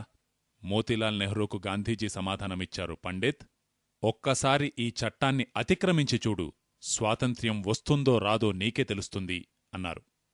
ఇక మన దేశంలో ఉప్పు సత్యాగ్రహం స్వాతంత్ర్యానికి ప్రతీకగా నిలిచింది. ఇక ఆ గాంధీ అన్న వ్యక్తి దండి సముద్రతీరంలో ఉప్పును గుప్పిట పట్టుకొని 1930 ఏప్రిల్ 6వ తేదీన శపథం చేశారు. నేటినుంచి ఈ దేశంలో ఆంగ్లేయుల ఉప్పు అమ్మబడకూడదు. ఊరూరా, వీధి వీధిలోనూ మన ఉప్పును మనమే తయారు చేసుకుందాం. అందుకుగాను మనం ఈ ఉప్పు చట్టాన్ని అతిక్రమించవలసి వస్తే అతిక్రమిద్దాం. ఈ ఉప్పు చట్టాన్ని వ్యతిరేకించడంలో దేశవ్యాప్తంగా లక్షలాది మంది జైళ్లకు వెళ్లారు. లక్షలాది మంది ఆంగ్లేయుల లాఠీ దెబ్బలు తిన్నారు. అందులో వేలాది మంది చనిపోయారు. చివరికి ఆంగ్లేయుల ప్రభుత్వం దిగిరాక తప్పింది కాదు. తరువాత ఆ చట్టాన్ని ఎత్తివేసింది.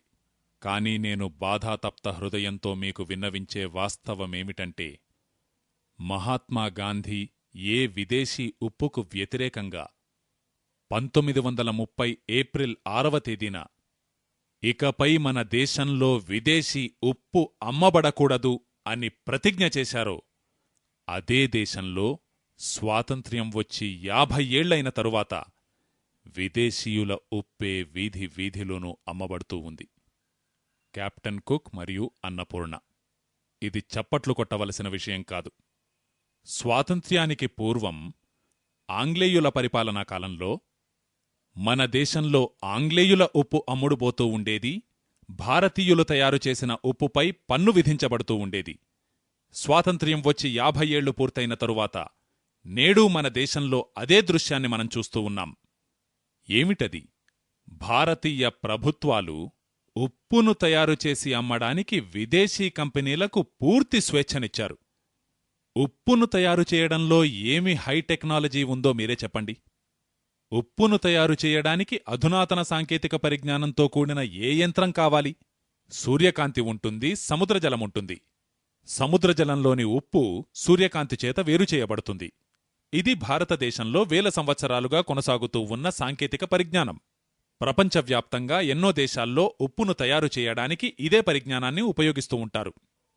ఈ పని చెయ్యడానికి కూడా విదేశీ కంపెనీలను పిలుచుకువచ్చేటట్లయితే ఇక మన దేశానికి స్వాతంత్ర్యం వచ్చినట్లు నేనెలా విశ్వసించను? ఇదే దృశ్యాన్ని గాంధీగారి ఆత్మ స్వర్గం నుంచి వీక్షిస్తున్నట్లయితే వారు భోరు భోరున విలపిస్తూ ఉంటారు. విదేశీ కంపెనీకి చెందిన ఉప్పును మన దేశ ప్రజలు తినకూడదు అని నేను ఉప్పు సత్యాగ్రహం చేపడితే నేడు అదే దేశంలో జనులంతా విదేశీ కంపెనీలకు చెందిన ఉప్పునే తింటున్నారు. మనం మన జాతి పట్ల ఎంతటి దారుణమైన నేరానికి పాల్పడుతున్నామో మనకర్థం కావడం లేదు. అందుకే మన దేశానికి స్వాతంత్ర్యం వచ్చింది అని నేననుకోవడం లేదు. 1947కు పూర్వం మన దేశంలో ఏ విధివిధానాలున్నాయో అవే విధివిధానాలు నేడూ కొనసాగుతూ ఉన్నాయి. ఈ విధివిధానాలతోటే ఆంగ్లేయులు మన దేశాన్ని సర్వనాశనం చేశారు. ఆంగ్లేయుల పద్ధతులను గురించి ఇంకా 1-2 ఉదాహరణలిస్తాను. 1865లో ఆంగ్లేయులు మన దేశంలో ఒక చట్టాన్ని రూపొందించారు. దాని పేరు ఇండియన్ ఫారెస్ట్ యాక్ట్, భారతీయ అరణ్యముల చట్టం. ఆంగ్లేయులు ఈ చట్టాన్ని ఎందుకు రూపొందించారు? భారతదేశంలో నాటివరకు ఈ అడవులు గ్రామముల యొక్క సంపదగా పరిగణించబడుతూ ఉండేవి. గ్రామ ప్రజలకు అడవులపై హక్కు ఉండేది. అడవులు గ్రామసభ యొక్క సంపదగా పరిగణించబడినంతకాలం ఆ అడవుల యొక్క సంరక్షణ బాధ్యత కూడా అదే గ్రామాలపై ఉండేది. గ్రామ ప్రజలు అడవులను తమ సంపత్తిగా భావించేవారు గనుక ఆ అడవులను సంరక్షించుకోవడానికి, పరిరక్షించుకోవడానికి వారు అనేక పద్ధతులను అవలంబిస్తూ ఉండేవారు. భారతదేశంలో నేటికీ రాజస్థాన్లో అటువంటి ఒక జాతి ఉంది. ఆ జాతి పేరు విష్ణోయి. ఒకసారి నేను ఈ విష్ణోయి జాతికి చెందిన జనుల గ్రామానికి వెళ్లి చూశాను. అల్వర్ జిల్లా దరిదాపుల్లో ఈ విష్ణోయి జాతికి చెందిన జనులు ఎంతోమంది ఉంటారు. ఒకసారి నేను ప్రసంగం కోసమని వారి గ్రామానికి వెళ్లాను. ప్రసంగానికి ముందు ఆ గ్రామ పెద్దతో ముందుగా మీరు మీ గ్రామం యొక్క వైశిష్ట్యాన్ని, చరిత్రను నాకు చెప్పండి అని అడిగాను. ఆ తరువాత నేను మీతో మాట్లాడతాను, ముందుగా నేను మీరు చెప్పేది వినడానికి వచ్చాను అన్నాను. అప్పుడా గ్రామ పెద్ద చెప్పాడు, రాజీవ్భాయ్, 1865లో ఆంగ్లేయ ప్రభుత్వం మా విష్ణోయి జాతికి చెందిన వేలాది మందిని హతమార్చింది.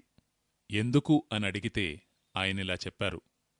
ఆంగ్లేయులు అప్పట్లో ఒక చట్టాన్ని రూపొందించారు. ఆ చట్టం పేరు ఫారెస్ట్ యాక్ట్. అప్పుడు నేనడిగాను, ఇండియన్ ఫారెస్ట్ యాక్టా అంటే అవును అదే అన్నాడుతను. అప్పుడు ఆయన చెప్పారు, ఆ చట్టాన్ని అనుసరించి నాటివరకు గ్రామ సమాజం యొక్క సంపదగా భావించబడుతున్న అడవులను నాటినుంచి ప్రభుత్వం యొక్క సంపత్తిగా గుర్తించడం ప్రారంభమైంది. ఉన్నపాటున ఒకే చట్టంతో ఈ అడవులు ప్రభుత్వ సంపదగా మారిపోయాయి. అంతకు పూర్వం ఏమి జరిగేది? అడవులను ప్రభుత్వ సంపదగా ప్రకటించడానికి పూర్వం ఆంగ్లేయులు అడవులలో వృక్షాలను నరుకుతూ ఉంటే వారి ఈ చర్యను ఆపడానికి వచ్చే ఆదిమవాసులతో వారు పోరాడవలసి వస్తూ ఉండేది. ఆదిమవాసులు చెట్లను నరకనిచ్చేవారు కాదు, ఆంగ్లేయులు చెట్లను నరికేవారు. ఆ విష్ణోయి గ్రామ ప్రజలు చెప్పారు, ఆంగ్లేయులు చెట్లు నరకడానికి వచ్చినప్పుడు మా మహిళలు చెట్టును గట్టిగా పట్టుకుని నిలబడేవారు. దానితో వారి మెడ ముందు తెగి ఆ తర్వాత వృక్షం నరుకబడేది. మా యువకులు చెట్టును గట్టిగా పట్టుకుని నిలబడేవారు. ముందు ఆ యువకుల శరీరం నరకబడేది, ఆ తర్వాత చెట్టు నరకబడేది. వేలాది వృక్షాలను సంరక్షించుకోవడానికని ఇలా మా జాతికి చెందిన ఎందరో త్యాగాలు చేశారు. ఆంగ్లేయులు ఈ దుష్కృత్యాలన్నీ 1865 నాటి ఇండియన్ ఫారెస్ట్ యాక్ట్ క్రింద చేశారు. 1865లో ఆ చట్టం ఆమోదించబడిన వెంటనే ఆంగ్లేయులు ప్రకటించారు, ఇక భారతదేశంలోని అడవులన్నీ ఆంగ్లేయ ప్రభుత్వం యొక్క సంపద. ఇక ఆ అడవులన్నీ ప్రభుత్వం యొక్క సంపదగా ప్రకటించబడ్డాయి గనుక ప్రభుత్వం వాటిని ఎలా కావాలంటే అలా వాడుకోవచ్చు. గ్రామ సమాజంలోని వారికి ఆ అడవులపై ఏ విధమైన అధికారమూ లేదు. వేల సంవత్సరాలుగా వారు స్వయంగా సంరక్షించుకుంటూ వస్తున్న అడవులపై వారికే అధికారం లేకుండా పోయింది. అడవులను నాటి, పెంచి, పోషించి సంరక్షించిన వారికి ఆ అడవులపై అధికారం లేదు. ఎవరికైతే అడవులనెలా పెంచాలో, పోషించాలో ఏమాత్రం తెలియదో వారికి ఈ చట్టం క్రింద అడవులకు సంబంధించిన అధికారాలన్నీ అప్పజెప్పబడ్డాయి. ఇక ఆంగ్లేయులు పనిచేసే విధానమెలా ఉండేది? ఎవరినైనా చంపాలన్నా, అంతం చేయాలన్నా, నాశనం చేయాలన్నా అందుకుగాను చట్టాన్ని రూపొందించడం. అందుకే వారేమంటారు? మేము చట్టాన్ని పాటిస్తున్నాం అంటారు. అంటే ఒక ప్రక్క మీకు ఘోరమైన నష్టం వాటిల్లుతోంది, మీరు సర్వనాశనమైపోతున్నారు. ఆంగ్లేయులు చెప్పేది మాత్రం వాళ్లు చట్టాన్ని అమలు చేస్తున్నామని. ఇలా వాళ్లు 1865లో ఒక చట్టాన్ని రూపొందించారు. ఆ చట్టాన్ని అమలు చేసే పేరుతో వేలాది మంది ఆదిమవాసులను అంతమొందించారు. వారు అడవులను సంరక్షించుకోవడానికి పోరాడుతున్నారన్న ఏకైక కారణంతో. ఆ చట్టంలో ఒక వెసులుబాటు ఉంది. ఏమిటది?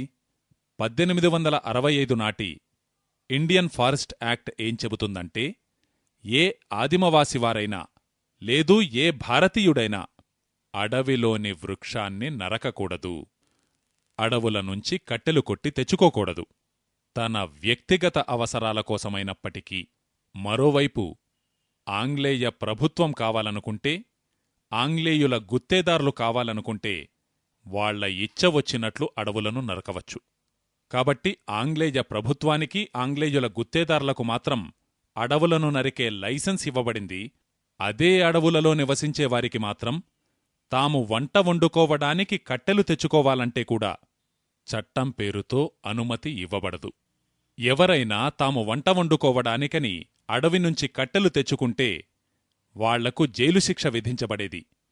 ఇదే పని చెయ్యడం కోసం ఆంగ్లేయులు ఒక పదవిని తయారుచేశారు. అదే డిస్ట్రిక్ట్ ఫారెస్ట్ ఆఫీసర్, డిఎఫ్ఓ, జిల్లా అటవీ అధికారి. ఈ పోస్ట్ ప్రారంభమైంది 1865 నుంచి. ఈ జిల్లా అటవీ అధికారి విధులేమిటి? ఎవరైనా భారతీయుడు అడవి నుంచి కట్టెలు కొట్టి తెస్తూ ఉంటే తనపై కేసు బనాయించడం, జైల్లో పెట్టడం, తీవ్రంగా దండించడం, చంపడం.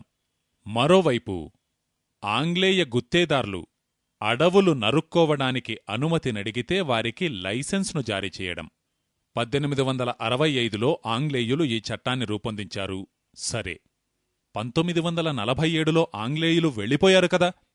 కాని ఇప్పటికీ అదే చట్టం అమల్లో ఉంది.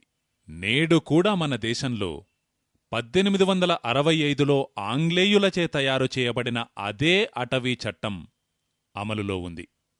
అందులోని ప్రొవిజన్ ఏదైతే ఉందో, భారతీయులు అడవులలో కట్టెలు కొట్టకూడదు, అదే ఆంగ్లేయులైతే మాత్రం అడవులలో చెట్లను నరుకవచ్చు అన్న ఆ ప్రొవిజన్ మాత్రం నేటికీ అదే విధంగా యథాతథంగా ఉంది.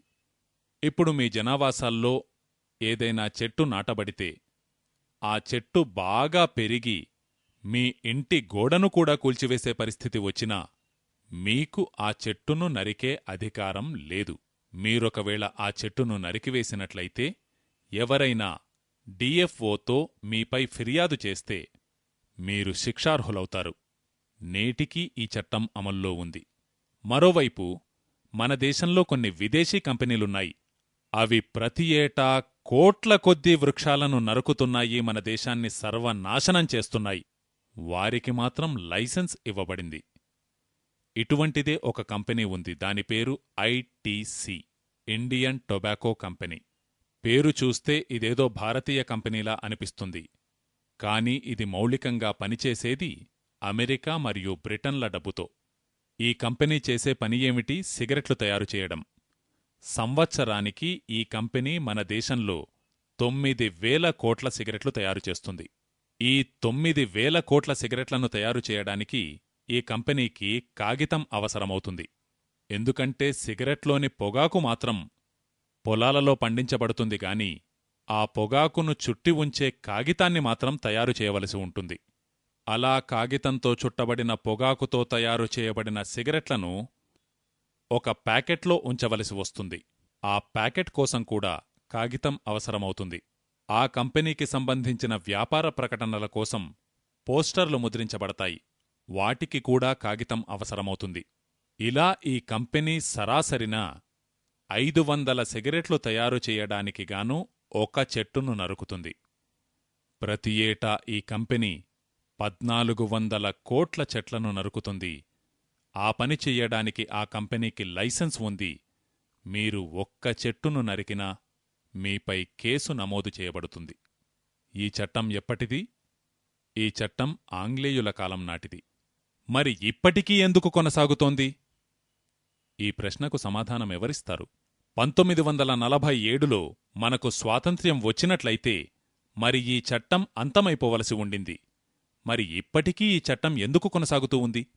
స్వాతంత్ర్యం వచ్చి 50 ఏళ్లు పూర్తయినా నాటివరకు గ్రామ సమాజం యొక్క సంపదగా పరిగణించబడుతున్న అడవులను ఆంగ్లేయులు వారి చేతినుంచి లాక్కొని ప్రభుత్వానికి చెందిన సంపదగా ప్రకటించినట్లయితే 1947లో మనకు స్వాతంత్ర్యం వచ్చిన తరువాత మన ప్రభుత్వం తిరిగి ఆ అడవులను గ్రామ సమాజం యొక్క సంపదగా ప్రకటించవలసి ఉండింది.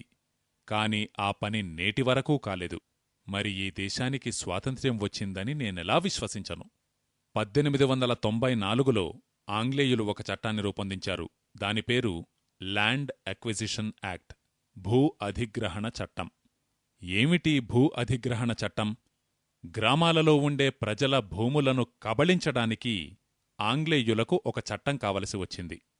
ఆంగ్లేయ పోలీసు అధికారులు ఊరూరికి వెళ్లేవారు. అక్కడి ప్రజలను కొట్టి దండించి వాళ్ల భూములను లాక్కునేవారు. వాళ్లు కేవలం భూములను లాక్కోవడమే కాదు, భారతదేశంలోని పెద్ద పెద్ద రాజ్యాలనే ఆంగ్లేయులు లాక్కున్నారు. ఇక్కడి ఎందరో పెద్ద పెద్ద రాజుల రాజ్యాలను కూడా ఆంగ్లేయులు కబళించారు. దీనికి సంబంధించినదే కథ మీరు వినే ఉంటారు. ఝాన్సీ రాణి లక్ష్మీబాయి రాజ్యాన్ని కూడా ఆంగ్లేయులు కబళించారు. ఝాన్సీ లక్ష్మీబాయి రాజ్యాన్ని ఆంగ్లేయులు జప్తు చేసుకోవడం వల్లనే ఈ దుశ్చర్యను వ్యతిరేకిస్తూ ఝాన్సీ లక్ష్మీబాయి యుద్ధం చేసింది. తరువాతి కాలంలో ఝాన్సీ లక్ష్మీబాయిని హత్య చేయించారు. మన దేశానికే చెందిన కొందరు దేశద్రోహులు ఆంగ్లేయులతో చేతులు కలిపి కుట్ర పన్ని ఝాన్సీ లక్ష్మీబాయిని మోసపూరితంగా హత్య చేయించారు. అదే దేశద్రోహుల వంశం నేటికీ మన దేశంలో కొనసాగుతూనే ఉంది. ఝాన్సీ లక్ష్మీబాయి హత్య చేయించబడింది. ఏ విషయంలో? ఝాన్సీ రాజ్యాన్ని ఆంగ్లేయులు జప్తు చేసుకోవడం జరిగింది. అప్పట్లో ఒక ఆంగ్లేయ అధికారి ఉండేవాడు. అతని పేరు డల్హౌసీ. డల్హౌసీ తరచుగా ఇలా అంటూ ఉండేవాడు, మనం ఈ రాజ్యాలను జప్తు చేసుకోవలసి వస్తోంది. మనం గ్రామాలలోని భూములను బలవంతంగా జప్తు చేసుకోవలసి వస్తోంది. అందుకుగాను ఎన్నో హింసాయుత పద్ధతులను అవలంబించవలసి వస్తోంది. ఆ ప్రయత్నంలో ఆంగ్లేయులకు ఎంతో నష్టం వాటిల్లుతోంది. ఇలా జప్తు చేసుకోవడానికి సంబంధించి ఒక చట్టాన్ని రూపొందిస్తే ఎలా ఉంటుంది? ఈ ఉద్దేశ్యంతో తను గ్రామాలలోని భూములను కబళించడానికిగాను ఒక చట్టాన్ని రూపొందించాడు. దాని పేరే ల్యాండ్ ఎక్విజిషన్ యాక్ట్, భూ అధిగ్రహణ చట్టం. ఈ ల్యాండ్ ఎక్విజిషన్ యాక్ట్ను 103 సంవత్సరాల క్రితం ఆంగ్లేయులు రూపొందించారు. ఊరూరిలోనూ బుద్ధిపుట్టిన భూమినల్లా సొంతం చేసుకోవడానికి, రైతుల నుంచి భూములను లాక్కోవడానికి. అలా వారినుంచి లాక్కున్న భూమిని ఆంగ్లేయ ప్రభుత్వం ఈస్టిండియా కంపెనీకైనా అమ్మవచ్చు, లేదు మరో విదేశీ కంపెనీకైనా అమ్మవచ్చు. నాటి ఆంగ్లేయ ప్రభుత్వం ఇదే వ్యాపారం చేస్తూ ఉండేది. ఇక మీరు తెలుసుకోవలసిన విషయం, మన దౌర్భాగ్యమేమిటంటే 103 సంవత్సరాల క్రితం నాటి అదే చట్టం నేటికీ మన దేశంలో అమలులో ఉంది. నాటికీ నేటికీ ఉన్న వ్యత్యాసమల్లా ఒక్కటే. అప్పట్లో ఆంగ్లేయ ప్రభుత్వం మన రైతుల భూములను స్వాధీనం చేసుకుని విదేశీ కంపెనీలకు అమ్మగా, నేడు మన ప్రభుత్వమే మన రైతుల భూములను స్వాధీనం చేసుకుని విదేశీ కంపెనీలకు అమ్ముతోంది. ఇదొక్కటే తేడా. అప్పట్లో ఆంగ్లేయులు చేసిన వ్యాపారాన్నే ప్రస్తుతం భారతదేశంలోని ప్రభుత్వాలే చేస్తున్నాయి, అన్ని రాష్ట్రాల ప్రభుత్వాలు చేస్తున్నాయి. ఈ పని చెయ్యడానికి ఈ ప్రభుత్వాలు చూపిస్తున్న హేతువేమిటి? దేశ ప్రగతి కోసం, దేశం యొక్క పురోభివృద్ధి కోసం దేశంలోని రైతుల భూములను స్వాధీనం చేసుకుని విదేశీ కంపెనీలకు ఇవ్వడం తప్పనిసరి. దీనివల్ల ఏం జరిగింది? గత 5 సంవత్సరాలలో 1991 నుంచి 1996 మధ్యకాలంలో మహారాష్ట్రలోని వేల హెక్టార్ల రైతుల భూమి విదేశీ కంపెనీలకు అమ్మబడింది. వేల హెక్టార్ల భూమి గ్రామ ప్రజల నుంచి లాక్కొని, వారిని శిక్షించి, దండించి, వారిని భయపెట్టి, వారిని బెదిరించి వారి భూములు స్వాధీనం చేసుకోబడ్డాయి, విదేశీ కంపెనీలకు విక్రయించబడ్డాయి. గుజరాత్లో గత 5 సంవత్సరాల్లో వేల హెక్టార్ల భూమి రైతుల నుంచి జప్తు చేసుకోబడి విదేశీ కంపెనీలకు అమ్మబడింది. ఈ విషయంలో భారతదేశంలోని ఏ రాష్ట్ర ప్రభుత్వానికి మినహాయింపు లేదు. కర్ణాటకలో అయితే వేల హెక్టార్ల అడవులు నరకబడి విదేశీ కంపెనీలకు వారి కర్మాగారాల స్థాపన కోసమని అప్పగించబడ్డాయి. కోజెంట్రిక్స్ యొక్క విద్యుదుత్పత్తి కేంద్ర స్థాపన కోసం పశ్చిమ కర్ణాటకలోని దట్టమైన అడవులను నరకడానికి అక్కడ ఆ విదేశీ కంపెనీ కేంద్రం స్థాపించబడడానికి రంగం సిద్ధమవుతోంది. ఈ దేశంలో ఇటువంటి వ్యాపారాలను ఆంగ్లేయ ప్రభుత్వం చేస్తూ ఉండేది. అదే వ్యాపారాన్ని స్వాతంత్ర్యం వచ్చిన 50 ఏళ్ల తరువాత భారత ప్రభుత్వం కూడా చేస్తూ ఉందంటే దీనిని ఆంగ్లేయుల ప్రభుత్వమనాలా, భారతీయ ప్రభుత్వమనాలా? ఇటువంటి పరిస్థితుల్లో మనది స్వతంత్ర భారతదేశమని భావించేదెలా? ఆంగ్లేయులు మన గ్రామాలలోని భూములను అడ్డూ అదుపూ లేకుండా స్వాధీనం చేసుకుని విదేశీ కంపెనీలకు అప్పజెప్పినట్లే నేడు కూడా మన ప్రభుత్వాలు మన గ్రామ ప్రజల భూములను స్వాధీనం చేసుకుని విదేశీ కంపెనీలకు అప్పజెబుతున్నాయంటే ఇక మనకు స్వాతంత్ర్యం వచ్చినదని నమ్మేదెలా? పనులన్నీ అదే విధంగా జరుగుతున్నాయి. దేశం అదే మార్గంలో పాలించబడుతూ ఉంది. ఆంగ్లేయులు నడిచిన బాటలోనే మన ప్రభుత్వాలూ నడుస్తున్నాయి. 1860లో ఆంగ్లేయులు ఒక చట్టాన్ని ఏర్పరిచారు. దాని పేరు ఇండియన్ పోలీస్ యాక్ట్, భారతీయ పోలీసు చట్టం. 1860లో ఆంగ్లేయులు ఈ చట్టాన్ని ఎందుకు రూపొందించారు? అందుకు కారణం 1857లో మన దేశంలో చాలా గొప్ప విప్లవం జరిగింది. దేశమంతటా తిరుగుబాటు జరిగింది. మంగల్ పాండేకి బైరక్పూర్ సైనిక స్థావరంలో ఉరిశిక్ష విధించబడింది. దానితో దేశమంతా భగ్గుమంది. ప్రతి గ్రామంలోనూ యువకులు ముందుకొచ్చారు. యువకులంతా కలిసి ఒక కూటమిగా ఏర్పడేవారు. ఆ యువకుల మండళ్లతో ప్రభుత్వానికి ప్రమాదం ముంచుకొచ్చింది. ఈ కారణంచేత ఆంగ్లేయుల ప్రభుత్వం భారతీయ విప్లవ వీరులను దండించడానికి, దారుణంగా శిక్షించడానికి, వారిని యథేచ్ఛగా చంపడానికి ఒక ప్రత్యేక చట్టాన్ని రూపొందించింది. దాని పేరే ఇండియన్ పోలీస్ యాక్ట్. ఈ పోలీస్ యాక్ట్లో వాళ్ళేం చేశారు? ప్రతి ఆంగ్లేయ రక్షక భటుని చేతికి ఒక లాఠీని అప్పజెప్పారు. నువ్వు భారతీయ ఉద్యమవీరులపై లాఠీచార్జ్ చేయి అంటూ. ఆ చట్టాన్ని ఏ విధంగా రూపొందించారంటే, ప్రతి ఆంగ్లేయ పోలీసు అధికారికి, ప్రతి ఆంగ్లేయ రక్షక భటునికి భారతీయ ఉద్యమవీరులపై లాఠీచార్జ్ చేసే అధికారం ఉంటుంది. దీనినే సాంకేతిక పరిభాషలో చెప్పాలంటే, ప్రతి ఆంగ్లేయ అధికారికి రైట్ టు అఫెన్స్, దాడి చేసే అధికారం ఉంటుంది. కాని దెబ్బలు తినే వ్యక్తికి రైట్ టు డిఫెన్స్, అంటే తనను తాను రక్షించుకునే అధికారం మాత్రం ఉండదు. ఇప్పుడు ఒక ఆంగ్లేయ సిపాయి నిష్కారణంగా ఎవరినైనా దండిస్తూ ఉన్నాడంటే, ఆ వ్యక్తి తట్టుకోలేక తిరిగి ఆ సిపాయిని దండించినట్లయితే, ఆంగ్లేయ సిపాయిని దండించినందుకుగాను ఆ వ్యక్తిపై కేసు నమోదు చేయబడుతుంది గాని ఆంగ్లేయ సిపాయిపై కాదు. ఇదే పనికోసం ఆంగ్లేయులు ప్రతి సిపాయి చేతికి ఒక లాఠీ అప్పజెప్పారు. ఆ లాఠీల ద్వారా మన దేశంలో ఇష్టం వచ్చినట్టు లాఠీచార్జీలు జరుగుతూ ఉండేవి. ఆంగ్లేయులు 1860లో రూపొందించిన అదే చట్టం నేటికీ మన దేశంలో కొనసాగుతూనే ఉంది. భారతదేశంలో నేడు ప్రతి కానిస్టేబుల్ చేతిలో కర్రపుచ్చుకుని ఎందుకు తిరుగుతున్నాడన్నది మీకు బహుశా తెలియదేమో. భారతదేశంలోని ప్రతి కానిస్టేబుల్ చేతికి లాఠీని అప్పగించినదెవరు? తాను లాఠీని ధరించి తిరిగేలా అనుమతించిన ఆ చట్టం ఏమిటి? ఆ చట్టం ఆంగ్లేయులు 1860లో రూపొందించిన చట్టం. వారు ఆ లాఠీని అప్పగించినదెందుకు? భారతీయులను దండించమని, తమ సోదరులనే దండించమని. అప్పట్లో ఎంతోమంది భారతీయులు ఆంగ్లేయుల ప్రభుత్వంలో పనిచేసేవారు, ఆంగ్లేయుల పోలీసు శాఖలోనూ పనిచేసేవారు. అలా భారతీయ అధికారులతోటే భారతీయులనే దండింపజేసేవారు ఆంగ్లేయులు. ఆంగ్లేయ అధికారులు తరువాత వచ్చేవారు. మొదట ఒక భారతీయ సోదరుడే మరో భారతీయ సోదరుణ్ణి దండించేవాడు.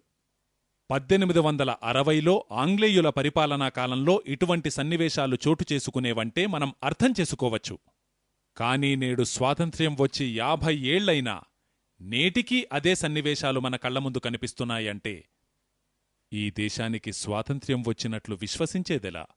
1860లో రూపొందించబడిన ఇదే ఇండియన్ పోలీస్ యాక్ట్ను అనుసరించే ఏ చట్టాన్ని బట్టయితే ఆంగ్లేయ అధికారికి దాడి చేసి, శిక్షించి, చంపే హక్కు ఉంటుంది కాని ప్రాణాలు పోగొట్టుకుంటున్న వ్యక్తికి తనను తాను సంరక్షించుకునే హక్కు ఉండదో, అటువంటి ఇదే ఇండియన్ పోలీస్ యాక్ట్ను అనుసరించే 1919 ఏప్రిల్ 13వ తేదీన జలియన్వాలాబాగ్లో తుపాకీలతో కాల్చివేత ఉదంతం జరిగింది. 1919 ఏప్రిల్ 13వ తేదీన జలియన్వాలాబాగ్లో జరిగిన ఈ కాల్చివేత ఉదంతంలో ఏం జరిగింది? అక్కడ 20,000 మంది ఉద్యమవీరుల సమావేశం జరుగుతూ ఉంది శాంతిపూర్వకంగా. అక్కడ ఏ విధమైన ఉద్రిక్త పరిస్థితి తల ఎత్తే అవకాశమే లేదు. ఏ ఉద్యమకారుడి చేతిలోనూ ఏ విధమైన లాఠీగాని, కత్తిగాని, తుపాకీగాని, మరే ఆయుధంగానీ లేదు. ఆ ఉద్యమకారులపై కాల్చివేతకు ఆదేశాలిచ్చాడు డయ్యర్. డయ్యర్ వారిపై ఎంత దారుణంగా తుపాకీగుళ్ల వర్షం కురిపించాడంటే, మీలో ఎందరు ఆ ప్రాంతానికి వెళ్ళిచూశారో తెలియదు, నేను మాత్రం 3 సార్లు వెళ్ళిచూశాను. అక్కడ లోనికి వెళ్లడానికి దారి చాలా చిన్నగా ఉంటుంది. కేవలం 3.5 అడుగుల వెడల్పున్న దారి మాత్రం ఉంటుంది. ఆ దారికి అడ్డంగా డయ్యర్ ఫిరంగిని అమర్చాడు, ఎవ్వరూ పారిపోకుండా. ఇక ఆ ప్రాంతానికి చుట్టూ పెద్ద ప్రహరీగోడలుంటాయి. 20,000 మందితో సమావేశం జరుగుతూ ఉంటే డయ్యర్ తన సైన్యంతో లోనికి ప్రవేశించాడు. సైన్యంచేత చుట్టుముట్టించి ఏ విధమైన హెచ్చరికా లేకుండా తుపాకీలతో పేల్చివేత ప్రారంభించాడు. 18 నిమిషాలపాటు నిరాటంకంగా ఫైరింగ్ జరిగింది. ఆ 18 నిమిషాల ఫైరింగ్లో 2,000 మంది అక్కడికక్కడే చనిపోయారు. ఆ తరువాత డయ్యర్పై కేసు నమోదైనప్పుడు తను వాంగ్మూలమిచ్చాడు. అప్పటికి నా దగ్గర ఉన్న తుపాకీగుళ్ళు అయిపోయాయి కాబట్టి నేను 18 నిమిషాలకే ఫైరింగ్ ఆపవలసి వచ్చింది. అదే నా దగ్గర తుపాకీగుళ్ళు ఉండి ఉంటే మరో అరగంటపాటు నిరాటంకంగా షూటింగ్ జరిపించి ఉండేవాడిని అన్నాడు. అక్కడ తుపాకీగుళ్ల కారణంగా మరణించినవారు 2,000 మందైతే చనిపోయిన వారిలో మరికొందరు త్రొక్కిసలాట వల్ల చనిపోయారు. మరికొందరు తమ ప్రాణాలను రక్షించుకోవడానికి బావిలో దూకారు. ఆ బావిలో దూకిన కారణంగా అక్కడ చనిపోయారు.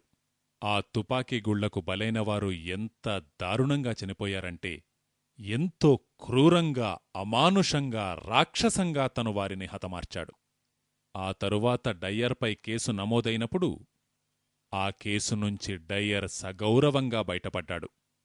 తనకు ఉరిశిక్ష పడలేదు. ఎందుకు పడలేదు? ఎందుకంటే న్యాయమూర్తి అన్నాడు, 1860 నాటి పోలీసు చట్టం డయ్యర్కు చంపే అధికారాన్నైతే ఇస్తుంది కాని అక్కడి వారికి తమను తాము సంరక్షించుకునే అధికారాన్ని మాత్రం ఇవ్వదు. అందుకే ఈ ఉదంతంలో డయ్యర్ తప్పేమీ లేదు. డయ్యర్ను ఈ కేసునుంచి వదిలిపెట్టడమే కాకుండా లండన్లో డయ్యర్ను గొప్పగా సత్కరించి బిరుదప్రదానం కూడా చేయడం జరిగింది.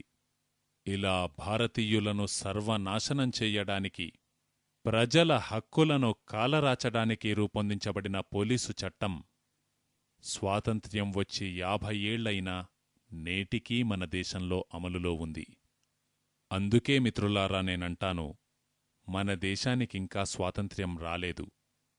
నిజమైన స్వాతంత్ర్యం కోసం మనమంతా ఉద్యమించవలసి ఉంది.